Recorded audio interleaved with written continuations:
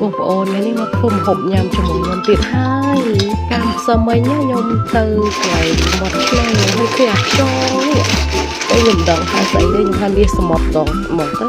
គេហៅអីហៅទៅជ្រឹកមកគេខ្ញុំឃើញអានឹងតំណពេលខ្ញុំរើសមកហើយក៏ត្រាំទឹកវាឲ្យចេញខ្សាច់ទៅស្អាតហើយខ្ញុំយកទៅឆាអំពិលទុំញ៉ាំមកញ៉ាំណាស់បងប្អូននិយាយទៅនៅស្រុកខ្មែរយើងវាមានងាវដល់នេះវាទឹកផ្សារខ្ញុំលើកដល់ឃើញងាវទេឃើញអានឹងហើយនឹងជាមួយនឹងអា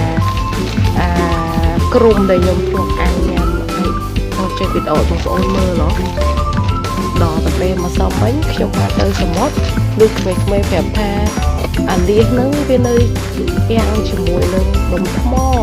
ខ្ញុំលឺអញ្ចឹងហើយក៏ស្វាទៅមើលមានអីម្ដាយច្រើនណាស់បងប្អូនឡើងកកកុញនៅហ្នឹងតែម្ដងខ្ញុំនេះមានទៅសំចៃអីឃើញចឹងហើយខ្ញុំរើសយកមកបានប្រហែលជាកន្លះធុងស្ពេតរ៉ូបងប្អូនខ្ញុំទៅគ្នា4នាក់ហើយគេអនុញ្ញាតឲ្យម្នាក់ឲ្យរើសតែ150គ្រាប់ទេ